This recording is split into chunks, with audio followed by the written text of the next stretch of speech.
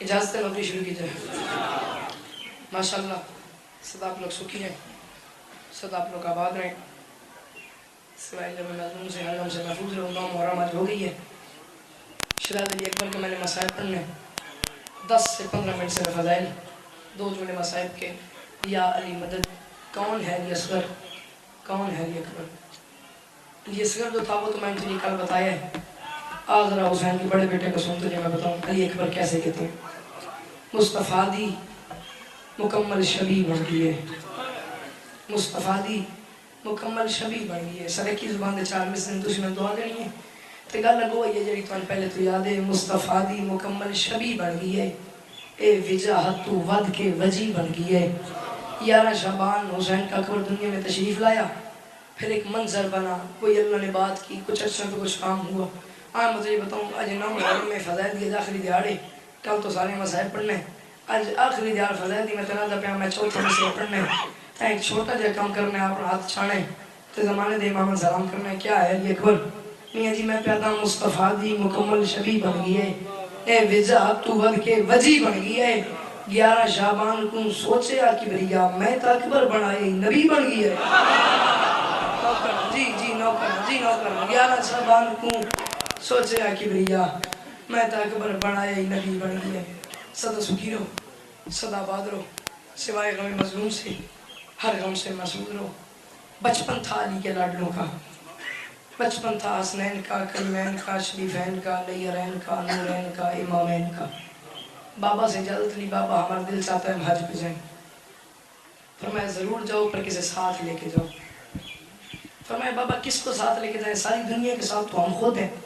فرمایا نہیں جاؤ, راستے میں کوئی مشکل آ گئی تو کیا کرو گے. پنڈی بھٹیاں لے میری گل زائد ہے تسی کر دیتی نا, پچھلے 8 دیہاڑے میں تھے آئے نہیں. بابا کس ساتھ لے کے جائیں, ساری دنیا کے ساتھ تو ہم ہیں. فرمایا ساری دنیا کے ساتھ تو پر راستے میں کوئی مشکل آ گئی کیا کرو گے. حسین بادشاہ مسکرا کے فرماتے ہیں کیا ہو گیا, ہم مشکل کشا کے بیٹے نہیں. کیا ہو گیا, میں دیکھ رہا میں ہم مشکل کشا کے بیٹے نہیں. ٹھیک ہے فرمایا جاؤ. پھر سفر شروع کیا, چلے. ایک صحرا سے گزر ہوا, حسین کو پیاس محسوس ہوئی. بھائی حسین سے کہا بھیا میں پیاسا ہوں. فرمایا آگے ایک صحرا ہے اسے پار کرتے ہیں.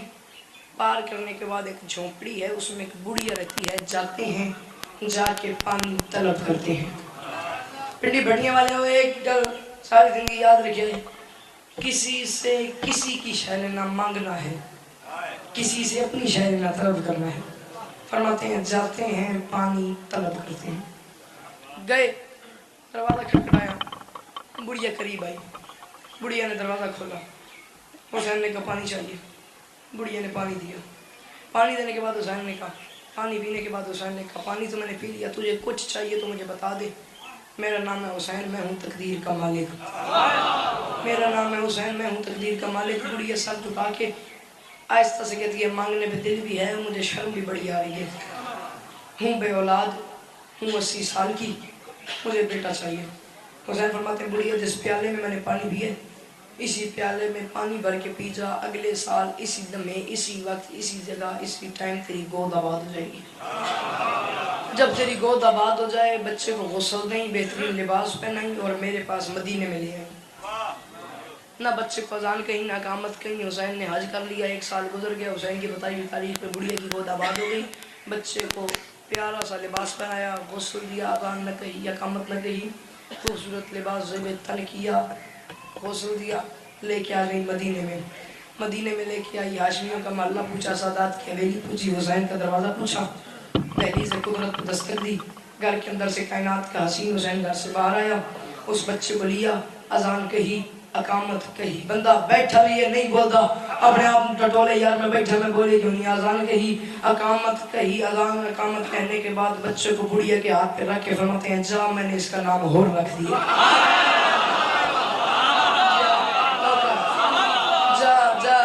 جا میں نے اس کا نام ہور رکھ دیا. بڑھیا نے کہا مولا کوئی حکم ہے. فرمایا 3 حکم ہیں, اسے ساری زندگی یہ سمجھاتی رہنا یہ کس کی دعا سے ہے.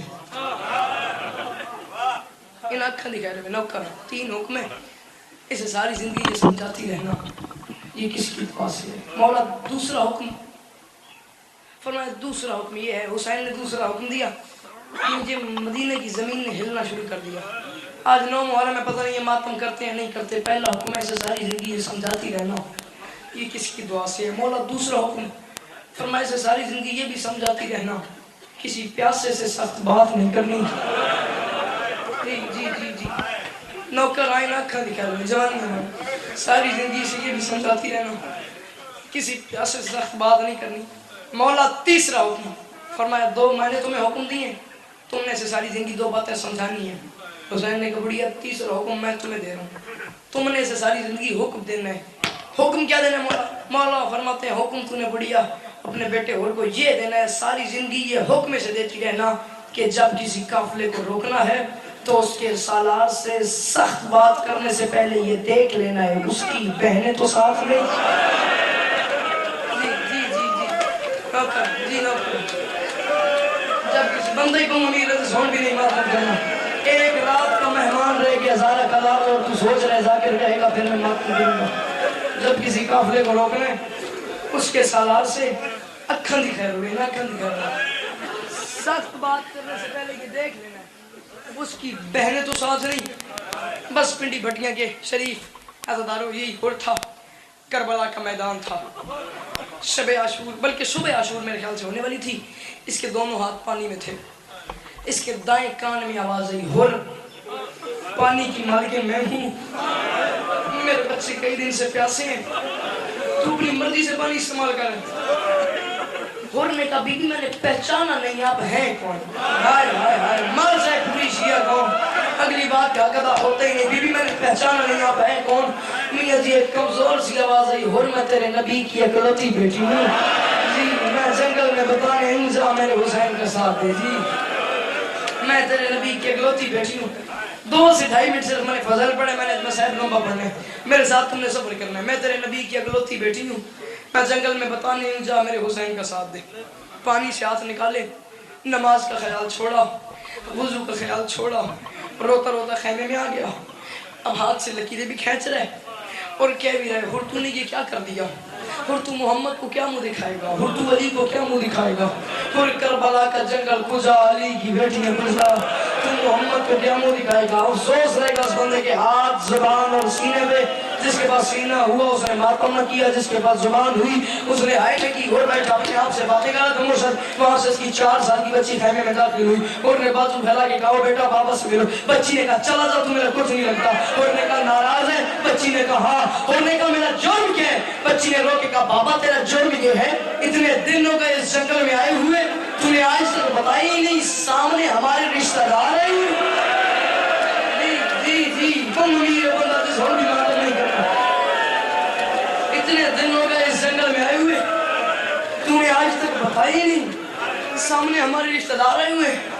اور نے کہا نہیں بیٹا اس جنگل میں کوئی ہمارا رشتہ دار نہیں. یا سین زہرا سلام اللہ علیہ میں طاقت دیو پنڈی بھٹیاں لیں طاقت دیو میں جملہ آنکھ لوا تو سن لوا نہیں بیٹا اس جنگل میں ہمارا کوئی رشتہ دار نہیں. بچی نے کہا بابا تو کہتا رشتہ دار کوئی نہیں سامنے خیام میں تو نے کہا رشتہ دار کوئی نہیں وہ کالے خیمے میں تیری بہن آئی ہوئی ہے.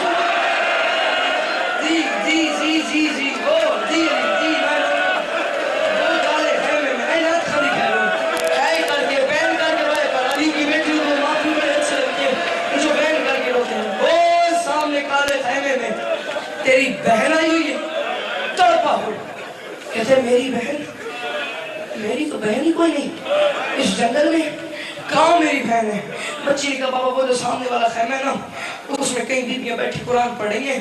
ان بیبیوں میں ایک بڑی عزت دار بیبی ہے جسے باقی بیبیاں سیدہ زینب سلام اللہ علیہ کے نام سے پڑھتی ہیں. بچی نے کہا بابا میں اس خیمے میں داخل ہوئی اس بیبی نے تلاوت بند کی مجھے اٹھایا میرے سر سے چادر اتاری مجھے جھولی میں بٹھایا میرے بالوں پہ بوسہ دیا میرے کان پہ منہ رکھے کہا بھائی ہر کی بیٹی میرے بھائی کا کیا حال ہے.